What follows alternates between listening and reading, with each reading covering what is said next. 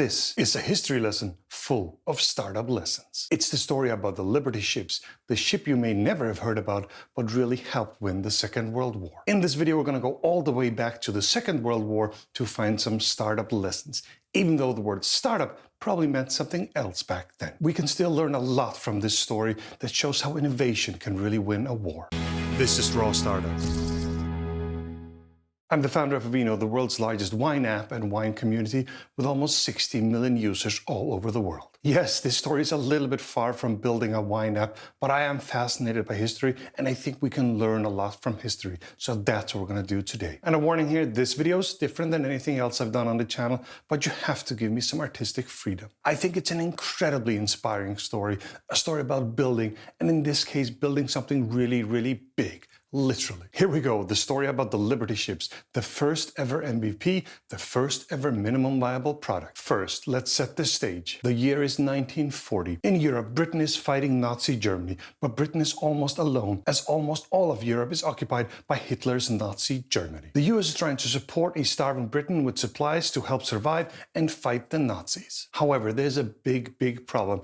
All these supplies have to cross the Atlantic, but the ships are being sunk by Nazi submarines, and the numbers are not good. Basically, the ships were getting sunk faster than they could replace them. Over time, that means no supplies and the war against the Nazis would be lost. This was not gonna fly. Something had to be done. And in the start of 1941, the US President Roosevelt announced the Emergency Shipbuilding Program. In our world, we would call that a fundraise, a massive fundraise. The Emergency Shipbuilding Program was a program to quickly build simple cargo ships to carry troops and material to allies and foreign theaters during World War II. And do notice the word simple. What they're talking about MVP, although the word wasn't invented, but they're talking about a minimum viable product. Lesson number one, always go MVP. Okay, here's the Liberty ship, a true MVP. Let's dig into that. So what is an MVP in this case? Basically, you want to build a ship that can cross the Atlantic once. That's it. So we're not building quality here. We're building something that can cross the Atlantic once, then it's viable. So don't think quality here, think quantity. Don't build anything extra here, just something that can cross the Atlantic once. Nothing extra to make sure it can cross twice. So in some cases, the quality just was too bad. There are 3 reports of actual ships breaking mid-ship. So yes, they were true to building quantity, not quality. A great looking ship also costs a lot of money, so these ships were ugly. President Franklin D. Roosevelt called them a dreadful looking object, and Time magazine called them the ugly duckling. Not exactly flattering words. Beautiful design costs money. If you don't need it, don't build it. That's the mindset of an MVP. Just don't build anything that isn't needed for the specific task at hand. The only thing that mattered here was how fast can we build them and can they cross the Atlantic once. Although this was a government program, the ships were going to be built by private companies. Not just shipyards, anyone who could build a ship.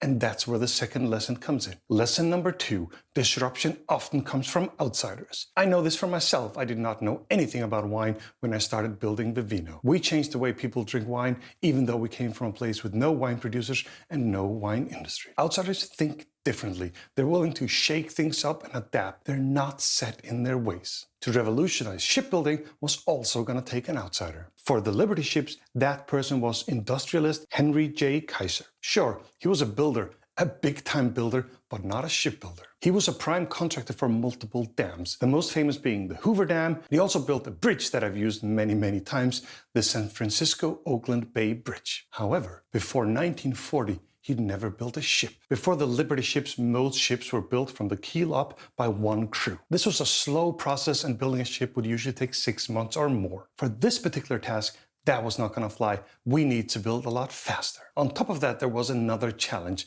There really wasn't a qualified workforce to build these ships. Back then, the qualified workforce were men, and most of those men were out fighting World War II. So now you have to build all these ships without a qualified workforce to do so. So what did he do differently? A lot of different things. Just like Henry Ford, he implemented mass production techniques. where one team specialized in building a module of the ship.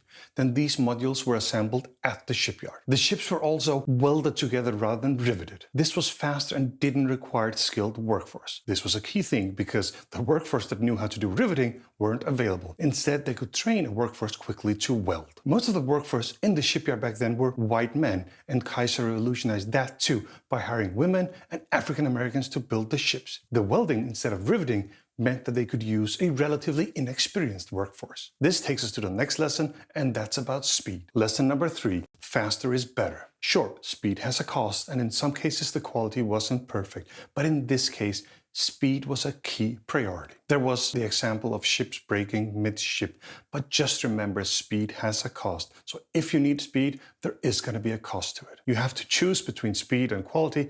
In this case, they needed speed. You can't get everything. In this case, welding was faster, but not as strong as riveting. The high speed basically meant more ships, and that's what they needed. More ships right now. Now let's have a look at the incredible speed they built these ships at. Before the Liberty ships, the average time to build a ship was 230 days. The first Liberty ship took the 230 down to 45 days. After some time, that 45 days came down to 21 days. Imagine you're going from 230 days to 21 days to build a ship.